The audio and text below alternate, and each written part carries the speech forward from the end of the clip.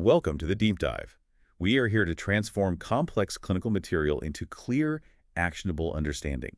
And today, we're undertaking a really comprehensive review of a major challenge in medicine, chronic pulmonary disorders. They really are. These conditions represent a leading cause of illness, disability, and mortality across the globe. Our goal today is to lay out the complete clinical blueprint for you. The future clinician covering, everything from the cellular pathology all the way to advanced management strategy. Right, from the ICU to home care. And we've got a stack of fundamental source material covering what I like to call the big four. We're talking chronic obstructive pulmonary disease, or COPD. Bronchiectasis, asthma, and cystic fibrosis, or CF. Exactly. Our mission isn't just to, list facts. It's to connect the why of the disease to the how of the intervention. So before we launch into all that, let's nail down our terminology. Clinical precision really starts with a shared vocabulary. Absolutely. Let's establish our core concepts, starting with the defining feature of the most prevalent condition, COPD. It's defined by airflow limitation that is not fully reversible. And that's the key phrase, isn't it? Not fully reversible. It is. It's the central tenet distinguishing it from, say, asthma. The patient just cannot get all the air out. And when you can't get that air out, that's where you get air trapping. This is that incomplete emptying of the alveoli when you breathe out. It's what drives that awful feeling of breathlessness, that hyperinflation you see. Whether it's from lost elastic recoil and emphysema or, just narrowed airways from thick secretions. Okay, next up, oxygen status. I think these two terms get confused a lot. They do. So hypoxemia refers specifically to a decrease in the arterial oxygen tension. It's a measurement we take from the blood. Hypoxia, on the other hand, is what happens next. It describes the decrease in oxygen supply to the tissues and cells themselves. So one is the cause in the blood, the other is the effect on the body. Precisely. They're related, but distinct. Got it. We also hear a crucial genetic term, especially in the COPD world, alpha-1 antitrypsin deficiency. Yeah, you can think of AAT as a kind of bodyguard for the lung tissue. It's a protein that protects it from damage. When it's deficient because of a genetic defect, the risk for severe, really early onset emphysema just skyrockets, even in people who have never smoked a cigarette in their life. Wow.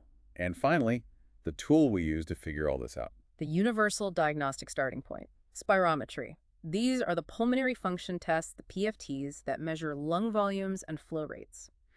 We're most interested in FEV1, that's the forced expiratory volume in 1 second, and the FVC, the forced vital capacity. And this test does a couple of things, right? It confirms the diagnosis, but it also tells you how bad it is. Exactly. It confirms it, it establishes the severity of the obstruction, and crucially, it determines if that airflow limitation is reversible after we give a bronchodilator. That's how we really differentiate it from asthma. Okay, let's unpack the monolith chronic obstructive pulmonary disease.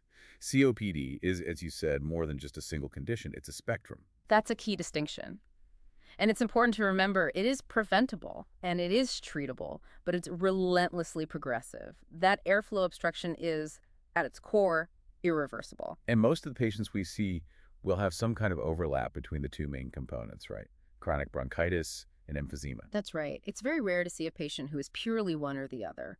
Most are a mix. The scale of this problem is just immense. I mean, we're talking about a condition that ranks as the 4th leading cause of death overall in the U.S. And it gets worse. Alarmingly, it rises to the 3rd leading cause for people aged 65 and over. It's staggering. It tells us the major driver of late-life mortality and chronic disability. And we really can't overlook the economic impact. The sheer number of hospitalizations from COPD flare-ups or exacerbations drives enormous costs. We're talking billions of dollars a year in just direct hospital expenses. And that doesn't even touch on lost productivity, long-term oxygen, specialized home care. The financial and social burden is just massive. Let's talk pathophysiology, because this is where all our interventions are aimed. So normally, everyone's lung function declines a little bit as they age, but COPD, it's like putting that process on fast forward. It accelerates it dramatically. And it does that through a persistent, abnormal, inflammatory response to inhaled noxious agents, usually, cigarette smoke. And this inflammation isn't just in one spot. It's systemic and destructive. Where does it start? It starts in the proximal airways, the larger bronchi. Here, the inflammation causes the mucus factories, the goblet cells, and submucosal glands to just multiply and get bigger. And the result is Tons of mucus. Chronic excessive mucus hypersecretion. This is the mechanical beginning of what we call chronic bronchitis. Okay, so the damage then travels outward to the smaller airways? Exactly, to the peripheral airways, those tiny little bronchioles. Here, the inflammation causes the walls to thicken, and you get fibrosis scar tissue forming around them. The inside, the lumen narrows, trapping air. Clinicians call this obstructive bronchiolitis. And then it hits the end of the line. The gas exchange units, the alveoli and parenchyma. And here, the core damage is just destruction. The tiny little tethers that hold the alveolar sacs open are destroyed. This leads to a profound loss of lung elastic recoil. Imagine trying to let air out of a really old, stretched-out balloon. The force just isn't there anymore. And it doesn't stop there. It even affects the blood vessels. That's right. The vascular system gets hit too. The blood vessels thicken and constrict, causing the smooth muscle to hypertrophy. All of this resistance in the pulmonary circuit. It eventually leads down the road to pulmonary hypertension. And it's worth zooming in on what's happening at the molecular level, this sort of internal fight. Yeah, our sources highlight this imbalance between proteinases and antiproteinases. Think of proteinases as enzymes that dissolve tissue. Chronic inflammation activates them, and they literally start dissolving the lung tissue itself. If you don't have enough protective antiproteinases, like our friend alpha-1 antitrypsin, you don't have an internal defense to stop this self-destructive cycle. So let's clarify those two big clinical terms that get blended together. First, chronic bronchitis. The definition is strictly clinical, right? Strictly clinical. It means a patient has a cough and sputum production for at least 3 months in each of 2 consecutive years. That's it. And if you could see inside that airway, like in the diagrams we see in textbooks, the changes are pretty dramatic. Oh, they're striking. You'd see a normal open bronchus next to one that is just clogged with mucus. The chronic irritation forces those mucus glands to overproduce, creating these plugs that block the airway. And that constant inflammation also paralyzes the cilia, the little hairs that sweep mucus out. And it impairs the alveolar macrophages, making the patient incredibly vulnerable to getting respiratory infections over and over again. Okay, so contrast that with emphysema. This is a different kind of definition. It's a purely pathological term. It means there is physical destruction of the walls of the overdistended alveoli. The air spaces themselves become abnormally enlarged. So when those walls get destroyed, 2 terrible things happen. They do. First, the surface area for gas exchange just plummets. This creates what we call dead space air that gets into the lung but never actually meets a capillary to exchange gas. Initially, the patient can compensate, but eventually this impaired oxygen diffusion leads to hypoxemia. And in the late stages, they can no longer get rid of CO2 efficiently, which leads to hypercapnia and chronic respiratory acidosis. And this loss of the capillary surface area brings up one of the major complications we are always on the lookout for, cor pulmonale. Yes, since the destruction gets rid of parts of the pulmonary capillary bed, the resistance to blood flow through the lungs increases dramatically. And that forces the right side of the heart to work harder. Much harder. The right ventricle has to pump against this incredible back pressure. Over time, that muscle it fails. And that leads to right-sided heart failure, cor pulmonale. Clinically, you'll start to see signs like severe edema in the legs, distended jugular veins in the neck, maybe even liver congestion. It's a terrible sign that the lung disease has now become a systemic problem. We can even differentiate emphysema by where the damage is happening. There are 2 major types. First is panlobular emphysema. Pan means all. So this is total destruction across the entire respiratory lobule, from the bronchiole right down to the alveoli. And these are the patients we typically call the pink puffers, right? That's the classic description. They tend to maintain better oxygenation at first, but they present with extreme hyperinflation, a really prominent barrel chest-marked shortness of breath with any exertion, and often significant weight loss. Because of that loss of elastic recoil, breathing out becomes an active muscular process. It's exhausting for them. And the second type is centrilobular emphysema. Right. So here the destruction is concentrated mainly in the center of the lobule, around the respiratory bronchioles, while the outer edges are relatively preserved. And these patients are more likely to be the blue bloaters. Yes. Because the mismatch between ventilation and perfusion is often more severe here, they suffer from chronic, profound hypoxemia and hypercapnia. The body responds to that chronic low oxygen by making more red blood cells. We call that polycythemia. And they often display that central cyanosis, that bluish tint, and have those frequent episodes of right-sided heart failure. Okay, let's shift to risk factors. The data, it's just absolutely clear on this. The #1 environmental risk is cigarette smoking. No question. No question at all. It accounts for 80 to 90% of all cases. And there's a dose-response relationship. The more a person has smoked, the greater their decline in lung function. And smoking is just, it's a quadruple threat, really. It damages the cilia, paralyzes the scavenger It cells. irritates the airways, leading to that hypersecretion, and critically, it introduces noxious gases. We noted earlier that carbon monoxide from smoke binds to hemoglobin and forms carboxyhemoglobin. Hemoglobin that's carrying CO cannot carry oxygen, so that just compounds the tissue hypoxia. And we also have to track emerging risks now. What about vaping? It's a huge area of concern. The use of electronic nicotine delivery systems, e-cigarettes, is now recognized as potentially increasing COPD risk. The particles, the flavorings, the solvents, they've all been shown to trigger significant airway hyperreactivity and, we think, lung tissue destruction, following a pattern that looks a lot like conventional smoke. It's a vital new area for screening, especially in younger patients. And on the other side of things, the host factors, we circle back to that crucial genetic piece, alpha-1 antitrypsin deficiency. AAT deficiency. If that enzyme inhibitor is missing, those proteinases just run rampant, destroying lung tissue incredibly fast. It's particularly associated with that panlobular type of emphysema we talked about. So why is knowing about ADT so important for us in practice? Because you have to screen for it. If you have a symptomatic adult under the age of 45 or someone with a really strong family history of emphysema, this genetic test is non-negotiable. And if it's confirmed, genetic counseling and very costly ongoing augmentation therapy infusing the missing AAT protein can potentially slow down the disease.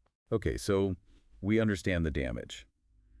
Now let's shift our focus to assessment and diagnosis. What are the signs that should make us suspect COPD, and how do we actually confirm it? The clinical presentation is really defined by that triad we mentioned. A chronic cough, persistent sputum production, and most importantly, progressive dyspnea, or shortness of breath. At first, this dyspnea is only with exertion, but over time, it becomes constant and debilitating. It forces the patient to adapt their entire life around the effort of just breathing. And as the disease gets worse, those progressive signs become, well, impossible to miss. Patients often lose a significant amount of weight, and there's a reason for that, right? A very cruel reason. The work of breathing consumes an immense amount of energy. At the same time, the act of eating actually interferes with the act of breathing. So they avoid eating because it makes them short of breath. It's a terrible feedback loop. They also start using their accessory muscles, the ones in the neck and shoulders, just to haul air in and out. And when you do your physical exam, you can see these changes. We talk about the classic barrel chest configuration. And that isn't just a quirky feature. It's a structural sign of chronic hyperinflation. Because the lungs are constantly overinflated and trapping air, the ribs actually become fixed in that inspiratory position. The chest gets wider and deeper. You can also see it in their posture. They often sit leaning forward, maybe bracing their arms on a table or their knees. That's the tripod position. It's a classic sign. It allows them to leverage their shoulder muscles, their accessory muscles, to heave the chest wall upward, trying to maximize what little space is available for ventilation. And we have to remember, COPD is a systemic illness. It's not just the lungs. Not at all. You have to assess beyond the lungs. Look for signs of musculoskeletal wasting, what we call cachexia. And we absolutely must assess for psychiatric comorbidities. Anxiety and depression are frequent companions to a disease that restricts every aspect of a person's life and causes that constant feeling of suffocation. So the diagnostic workup, it starts with a really deep health history. It does. We have to systematically quantify their risk exposure, their pack-year history of smoking, any occupational dust or chemical exposures. We need to define the pattern of their symptoms. When does the shortness of breath happen? What makes it better or worse? We need to understand its impact on their quality of life. But the gold standard for actually confirming the diagnosis is spirometry. It is. We are looking for that telltale sign of irreversible obstruction, which is defined by the FEV1-FVC ratio. And crucially, the test has to be performed after we give them an inhaled bronchodilator. This confirms that the obstruction is fixed and not just reversible, like in asthma. Once it's confirmed, the severity classification then dictates our entire management strategy. And this is broken down into 4 grades. That's right, all based on that FEV1 percentage, once we know the FEV1-FVC ratio is less than 70%. So grade 1 is mild. FEV1 is still pretty good, at or above 80% of what's predicted. The patient might have a chronic cough, but they're not really noticing much dyspnea. Okay, then grade 2 is moderate. Here, the FEV1 drops significantly to between 50% and 79% predicted. This is usually when patients start coming to the doctor because they're getting persistently short of breath when they exert themselves. Grade 3 is severe. Now, FEV1 is down in the range of 30% to 49% predicted. The patient is frequently disabled by their symptoms, struggling with basic activities of daily living. And finally, grade 3, very severe. FEV1 is less than 30% predicted. These patients have a severely impaired quality of life and are at a very high risk for acute exacerbations and, frankly, for death. And we supplement spirometry with other tests, right? We do. Arterial blood gases, or ABGs, are vital, especially in advanced disease, to check for chronic low oxygen and high CO2. A chest x-ray helps us rule out other things like heart failure or TB. And we can't forget that critical subset.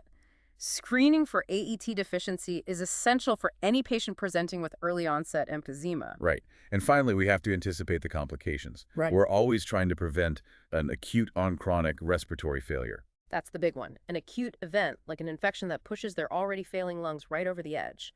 Other dangers are things like severe pneumonia, atelectasis, a spontaneous pneumothorax from a ruptured bulla, and of course the progression of that pulmonary hypertension into full-blown cor pulmonale. Okay, let's move on to medical management. This section covers our frontline strategies, starting with, well, the single biggest variable we can control. And that variable is risk reduction, which means one thing: smoking cessation. The data is just clear, concise, and definitive.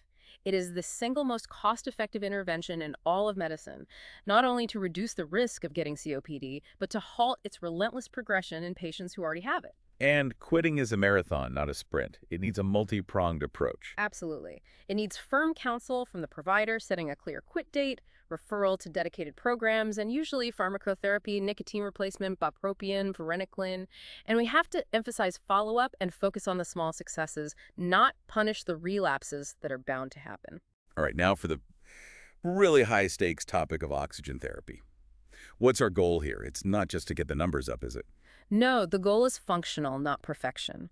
We aim to ensure adequate oxygen transport, decrease the physical work of breathing, and minimize stress on the heart muscle. So how do we know they need it? The signs of hypoxemia. They often start subtly. A change in mental status, new confusion, agitation, maybe impaired judgment, followed by the body's response. Increased heart rate, increased blood pressure, and increased dyspnea. Central cyanosis, that blue tint to the lips and nail beds, is a very, very late and worrisome sign. And we have to treat oxygen like a powerful drug, because it has some major risks. It's a double-edged sword, for sure. Two big risks require deep understanding. The first is oxygen toxicity. This happens when we give concentrations greater than 50% for prolonged periods, say more than 24 hours. What's happening on a physiological level there? The high oxygen level leads to an overproduction of oxygen-free radicals. These are highly destructive molecules that kick off a severe inflammatory response, damaging the alveolar capillary membranes. You end up with a condition that looks dangerously like acute respiratory distress syndrome, or ARDS. We are literally damaging the lungs with the very thing that's supposed to be helping them. And the second risk is a bit more subtle, isn't it? Absorption atelectasis. It is. To understand this, imagine your alveoli are tiny tents. Inside those tents, you have a lot of oxygen, but you also have nitrogen gas. Nitrogen is inert. It doesn't do anything but take up space. It acts like the frame of the tent holding the structure open. So if we flood the patient with 100% oxygen, that high concentration of O2 rapidly replaces all that stabilizing nitrogen. Then the pure oxygen gets quickly absorbed into the bloodstream. With no inert nitrogen frame left to hold the alveolus open, the whole structure just collapses. That is absorption atelectasis. This is why titrating oxygen carefully is so critical. and of course the absolute non-negotiable safety rule. Oxygen supports combustion. Keep all equipment at least 15 feet away from any open flame, and ensure no smoking signs are visible and enforced for any patient on supplemental O2. So let's talk about how we deliver it. The methods fall into two main categories: low flow and high flow. Right. Low flow systems like your standard nasal cannula or a simple face mask are variable performance systems. This means the concentration of oxygen the patient actually inhales changes based on how fast and deep they're breathing. So if a patient is breathing really shallow and fast, the amount of oxygen they're actually getting can fluctuate wildly. Exactly. The nasal cannula is common and comfortable, but it's not precise. We also see specialized low-flow devices like the reservoir cannula, which has a little plastic reservoir that stores some oxygen during exhalation, allowing the patient to use less total oxygen while maintaining their saturation. But for the COPD patient, the real clinical workhorse is often a high-flow system. Yes, because these systems deliver the total inspired air. They guarantee a specific, fixed percentage of oxygen no matter how the patient is breathing. And the shining example here is the Venturi mask. The gold standard for accuracy. It uses the Bernoulli principle. A narrow jet of pure oxygen at a fixed flow rate sucks in a precise, consistent amount of room air through specific ports on the mask. By changing the little colored adapter, we can dial in a guaranteed FiO2 24%, 28%, 35%, whatever we need. So why is this precision so incredibly vital for the COPD patient? It's about the hypoxic drive, right? That's part of it, but it's more nuanced now. The goal for COPD oxygen therapy is not to aim for 100% saturation. So what are we aiming for? Our goal is to increase their baseline PO2 to at least 60 millimol Hg, which correlates to an oxygen saturation, or SO2, of about 90%. And we want to do that using the lowest possible liter flow. Giving them too much oxygen can suppress their peripheral chemoreceptors, sure, but more critically, it worsens the ventilation-perfusion mismatch. This leads to increased CO2 retention and worsening hypercapnia, which can cause a dangerous respiratory acidosis. This is a huge safety alert. So we have to constantly monitor their respiratory rate and their CbO2. We titrate the O2 flow really cautiously, just enough to hit that 90% target, but watching for signs they're retaining CO2 like getting lethargic or confused. Exactly. Since the pulse oximeter only tells you about oxygen, your clinical vigilance for their mental status is your ultimate safety net. Okay, turning to pharmacologic therapy. The cornerstone of stable COPD management is bronchodilators. They're the key. And we categorize them based on speed and duration. You have your short-acting beta agonists, SABAs, and short-acting muscarinic antagonists, SAMAs. Think albuterol and ipratropium. These are the rescue inhalers used for acute flare-ups and immediate relief. And then you have the maintenance drugs. The maintenance drugs. Long-acting beta agonists, LABAs, and long-acting muscarinic antagonists, LAMAs, like formoterol or tiotropium. These are the everyday control agents used once or twice a day to manage long-term symptoms. And the trend now seems to be combining these, right? Fixed dose combinations of a LABA and a LAMA. Yes, that's become foundational. By combining two different mechanisms, one relaxes the smooth muscle, the other blocks bronchoconstriction signals, they achieve a synergistic effect. You get superior bronchodilation, often with lower total doses, and better patient adherence because it's just one inhaler. We also use inhaled corticosteroids, or ICSs. Where do they fit in? They're generally reserved for patients with more severe COPD, grades the 3rd and 4, who have frequent exacerbations. But here's a critical point. While ICSs reduce inflammation and can improve symptoms, they do not slow the fundamental irreversible decline in lung function, and they're almost always combined with a LOVI. And a major nursing alert. Long-term oral steroid use should be avoided at all costs. At all costs. The risk of devastating side effects, particularly steroid myopathy, which is muscle wasting that affects the respiratory muscles themselves, is just far too high. So the delivery system is half the battle. We really need to make sure the patient can use their device effectively. We've got 3 main types. Right. First is the PMDI, the pressurized metered dose inhaler. This is the one that requires that precise hand-breath coordination. The patient has to press the canister and start breathing in at the exact same time. Which is often a problem. It's often a huge problem. That's why a spacer or a valved holding chamber is so highly recommended. It improves drug deposition deep in the lung and reduces irritation in the throat. Okay. Second, the DPI, or dry powder inhaler. These are breath actuated, so they don't require that same coordination. But, and this is a big but, they rely entirely on the patient generating a high, rapid inspiratory flow to suck the powder out of the device. For a patient with severe COPD who struggles to take a deep, forceful breath, a DPI might be completely ineffective. They just can't generate the flow needed. And third, the small volume nebulizer, or SVN. The nebulizer is easier for patients who are fatigued or can't coordinate. They just breathe normally for several minutes. While it's bulkier and more time-consuming, the particles are often smaller and can get deeper into those constricted airways. The choice really has to be customized to the patient. And finally, managing exacerbations. This is the crisis moment. It is. It's an acute, sustained worsening of their symptoms beyond their normal day-to-day variability, almost always triggered by a bacterial or viral infection. So in the emergency department, the treatment is rapid fire. Immediate. Supplemental oxygen, using that precise Venturi mask-optimized bronchodilators, systemic corticosteroids, and antibiotics. Hmm. But antibiotics are only needed if the patient has that full triad of infection: increased dyspnea, increased sputum volume, and increased sputum purulence. Now we transition into the physical interventions that are entirely within our scope of nursing practice: surgical, rehabilitation, and the essential skills we teach our patients. For patients with very advanced end-stage emphysema, surgery might offer some palliative relief. There are three main options, but they're all highly specialized. First is a bullectomy. Bullae are those large, non-functional air sacs that form from alveolar destruction. If they get really big, they act like cysts, compressing the good, functional lung tissue around them.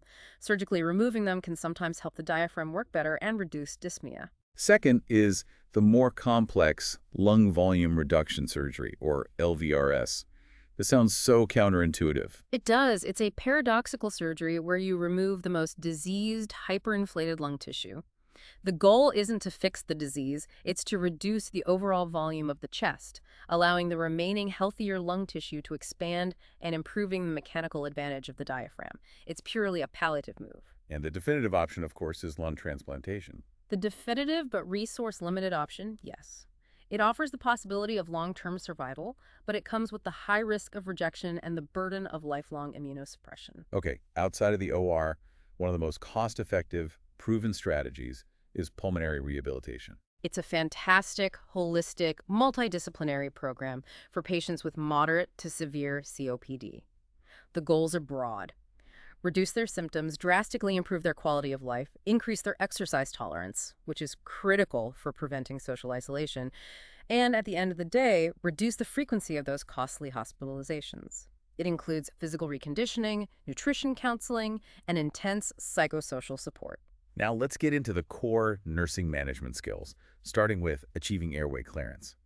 Beyond the medications and hydration, we have to teach them how to cough effectively. Because the standard cough just exhausts a COPD patient. So we teach controlled coughing, which involves a slow, maximal inspiration, holding the breath for a few seconds, followed by 2 or 3 short, forced coughs. But there's an even better alternative, right? The huff coughing technique. I think it's much better. The patient takes a medium breath and then does 1 or 2 forceful exhalations with their glottis open like they're trying to fog up a mirror. This uses low lung volumes to loosen mucus with minimal fatigue. It's far more effective than a massive, tiring throat-clearing effort.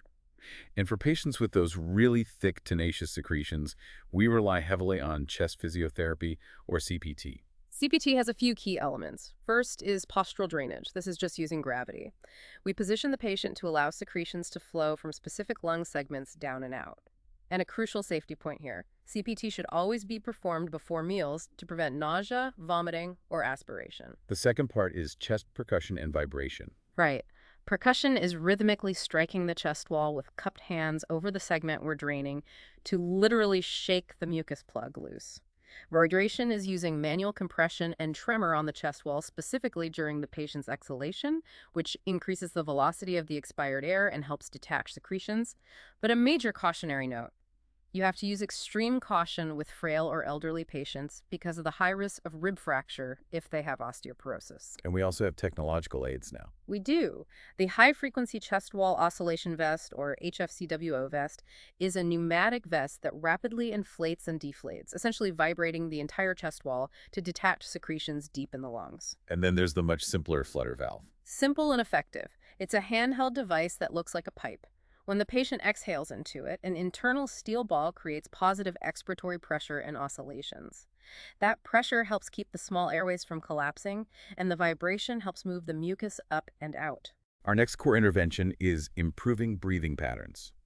Since COPD causes that shallow, rapid, inefficient breathing, we use specific retraining techniques. The first is diaphragmatic breathing. We're trying to strengthen the diaphragm, which is often flattened and weak in severe COPD. We have the patient place one hand on their abdomen and focus on feeling that hand rise during a slow, deep breath in through the nose. It reinforces using the primary muscle of respiration. And the second, and this is probably the most important skill we teach, is pursed lip breathing. Absolutely. This technique helps slow down expiration, it generates a little bit of back pressure, and it physically prevents the collapse of those small airways, which reduces air trapping. And we teach it with a simple analogy. Smell the rose, blow out the candle, inhale slowly for a count of 3, as if you're smelling a rose, and then exhale slowly through tightly pursed lips for a count of 7, as if you're blowing out a candle. That prolonged, controlled exhalation is key to minimizing air trapping and can significantly reduce breathlessness and anxiety. And we have to acknowledge the intense psychological toll of this disease. We absolutely must encourage effective coping. Constant, unrelenting dyspnea leads to profound anxiety, depression, and irritability. Nursing research has actually confirmed that psychoeducation, just acknowledging and legitimizing the patient's anxiety, can be highly effective. Finally, home care and transitions. This is all about patient education. Intense patient education. It includes rigorous adherence to their medication schedule, proper and safe use of oxygen equipment, and critically teaching them how to recognize the early signs of an infection, like a fever or a change in the color and volume of their sputum. And, palliative and end-of-life care discussions should be seamlessly integrated into the care plan for advanced COPD. That clinical roadmap for COPD is really robust. Let's now broaden our deep dive to the 3 other major chronic pulmonary disorders, starting with bronchiectasis. Bronchiectasis is interesting because it's often the consequence of a chronic lung infection or some other defect rather than the primary disease itself. It's defined as a chronic, irreversible dilation and destruction of the walls of the bronchi and bronchioles. So the pathology is pretty straightforward but devastating. It is. The destruction of the muscle and elastic tissue allows the airways to become permanently widened and flabby. This severely impairs mucociliary clearance, so you get this thick, obstructive sputum that just sits there. It becomes a stagnant breeding ground for repeated, localized infections. And the clinical manifestations are pretty distinctive. They are. Patients typically present with a chronic cough and, notably, copious amounts of foul-smelling, purulent sputum. We're talking sometimes a cupful a day. Hemoptysis or coughing up blood is common, and you'll often spot clubbing of the fingers, which is a sign of that chronic tissue hypoxia. So management is all about controlling infection and clearing those secretions. All about it. CPT is absolutely essential and has to be done multiple times a day. Antibiotics are the cornerstone for treating exacerbations, and we're often targeting resistant bugs like H. influenza and P. aeruginosa. Secretion management also relies on nebulized therapies like hypertonic saline and mucolytics. The nursing care has to focus on teaching aggressive CPT, managing those chronic infections, and really promoting energy conservation. Okay, our third disorder is asthma. We made the big distinction earlier. Asthma is characterized by chronic, but largely reversible, airway inflammation. Reversible is the key. That inflammation leads to airway hyperresponsiveness, mucosal edema, and mucus production. And the triggers are just vast allergens, irritants like smoke or cold air, exercise, infections. Pathologically, it's a 2-stage response. It is. The acute response is immediate. Mast cells degranulate and release potent mediators like histamine and leukotrienes, causing rapid bronchoconstriction and swelling. The chronic response involves that persistent airway inflammation and remodeling. Clinically, we're looking for that triad of cough, dyspnea, and wheezing, often worse at night. But there's a huge clinical danger sign we need to talk about. The most important one. When a patient comes in struggling to breathe, they should be hyperventilating, breathing fast and deep, and driving their PaCO2 level down. Right. So if you check an arterial blood gas during a severe asthma attack and the PaCO2 is normal, or even worse, elevated, that is a massive red flag. It's an immediate sign of impending disaster. It means the patient is so fatigued or the obstruction is so severe that they can no longer move enough air to blow off CO2. Respiratory failure is imminent, and you need to be thinking about intubation. Management then focuses on 2 types of medications, quick relief and long-term control. Right. Quick relief is our SABAs, like albuterol. Long-term control is dominated by inhaled corticosteroids, or ICSs. They are the foundation for controlling that chronic inflammation. And a vital patient teaching point for ICSs. Always rinse the mouth thoroughly after use to prevent oral candidiasis, or thrush. Other controllers are alabas, which are always used with an ICS. And for severe allergic asthma, we have novel biologics, like omalizumab. Self-management is the absolute key to living with asthma. Every patient needs a written asthma action plan. And that plan is based on objective data from peak flow monitoring. They use a little handheld device to measure their maximum speed of air exhalation every day. And they establish their personal best and then categorize their status into zones. Exactly. The green zone is 80-100% of their personal best good control. The yellow zone is 60–80%, which means caution, use your SEBA, and reassess. And the red zone, less than 60%, is a medical emergency. They need to take immediate action, often with systemic steroids, and call their provider or go to the ER. And the ultimate life-threatening event is status asthmaticus. A severe, prolonged asthma attack that is completely unresponsive to conventional rescue therapy. And the interventions have to be aggressive and immediate. Absolutely. Continuous nebulized, short-acting bronchodilators, high-flow oxygen prompt systemic corticosteroids. And a key point, sedatives are strictly contraindicated as they can depress their already failing respiratory drive. We might use IV magnesium sulfate as a pertinent, smooth muscle relaxant if they don't respond. And our final chronic disorder for this deep dive is cystic fibrosis, or CF. Yes, CF. This is the most common fatal autosomal recessive disease in Caucasians, and it's caused by a genetic mutation affecting a protein called CFTR. The pathophysiology is fascinating, but really cruel. It is. The CFTR protein is supposed to regulate chloride transport across cell membranes. When it's dysfunctional, chloride and therefore water can't move properly. The result is thick, hyperviscous secretions in the lungs, pancreas, liver, and reproductive tract. In the lungs, the hallmark is bronchial mucus plugging, chronic inflammation, and recurrent infection, which eventually leads to severe bronchiectasis. And chronic colonization with P. aeruginosa is a major concern. The management is incredibly complex and multimodal. Airway clearance is the #1 priority, using aggressive CPT, those HFCWO vests, flutter valves, and powerful mucolytics. And there's a key medication here, isn't there? Dornase alpha. Cornelis alpha, or inhaled human recombinant DNase.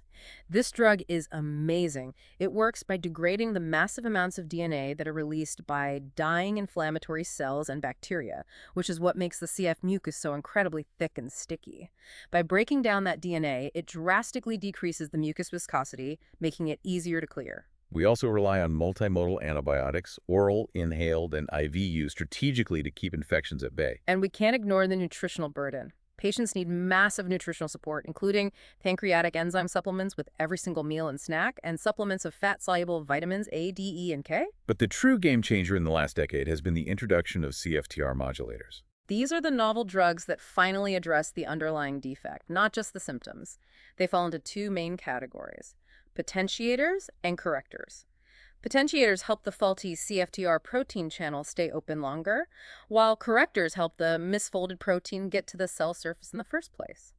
These drugs have revolutionized the disease course for so many patients. So nursing management in CF is all about reinforcing these incredibly complex therapies, promoting aggressive nutrition, and maintaining scrupulous infection control. Well, we have successfully navigated the clinical landscape of these four major chronic pulmonary disorders. We've established those critical differences: COPD's progressive, irreversible obstruction versus asthma's largely reversible inflammation. And we've dissected the destructive cycles of bronchiectasis and that systemic secretory defect of CF. I think the clinical takeaway for you, the learner, is really rooted in these specialized interventions.